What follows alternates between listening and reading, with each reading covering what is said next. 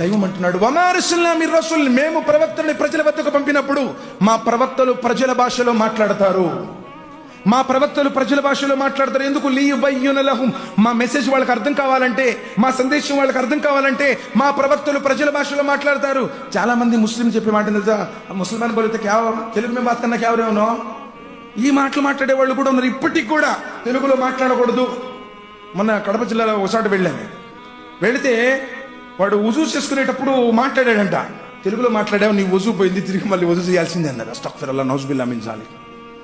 అంటే తెలుగులో మాట్లాడితే వజూ పోద్దా? ఏంటి సార్, ఎంత అజ్ఞానం సార్, ఎటుపోతుంది సమాజం? పోనీ ఉర్దూ మాట్లాడితే ముస్లింసా? అసలు ఉర్దూకి ముస్లింకి సంబంధం ఉందా? పోనీ ముహమ్మద్ సల్లల్లాహు అలైహి వసల్లం లైఫ్ మొత్తంలో ఎప్పుడైనా ఉర్దూ మాట్లాడారా? మాట్లాడలేదు. ఖురాన్ గ్రంథం ఏమైనా ఉర్దూలో అవతరించిందా? అవతరించలేదు. దురదృష్టవశాత్తు మనం ప్రజలకు అర్థమయ్యేటువంటి భాషలు చెప్పకపోవటం వల్ల ఇస్లాం అంటే తీవ్రవాదం, ముస్లింలు అంటే తీవ్రవాదం.